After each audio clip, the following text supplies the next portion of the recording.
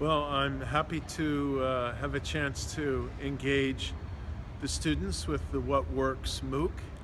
and to say a word about my latest book, In Search of Democracy. Of course, democracy is a form of government that's never perfected and that we should never take for granted. So we're always in search of democracy, of recovering it or improving it, but never resting content with it, I think, is the best attitude. And as I explain in that book and document with extensive data, democracy has been in a mild recession for more than a decade now. But there are some signs, particularly since the book was published a year ago, of that democratic recession growing deeper, and even some reasons for alarm with the rise of right-wing populist parties in the advanced industrial democracies. And now I think we can say, with the loss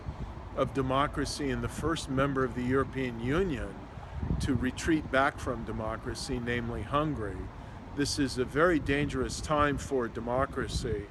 that it could be slipping back even within the advanced industrial world. And we should allow for the possibility that even with the victory of Emmanuel Macron over the National Front, that things could get worse, that right-wing or left-wing populist parties that appeal to the passions and not to reason, that try and further accelerate the deterioration of democratic institutions and seek simplistic solutions in a direct relationship between the people and the leader against the establishment, which is the very definition of populism, that this could gain further momentum. But I think it's important that we not lose faith in democracy. Democracy is still the best form of government. It is still the only way to contain the abuse of power of leaders and represent the will of the people without violating minority rights and without losing the rule of law. And the challenge before us, which I try and emphasize in Search of Democracy, is to continually find ways to improve and deepen democracy and modernize its institutions in the face of social change, so that democracy continues to achieve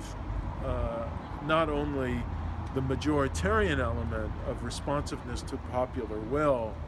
but other elements of the quality of democracy, such as horizontal accountability, vertical accountability, protection of high levels of freedom, and a decent level of social justice and equality in political life.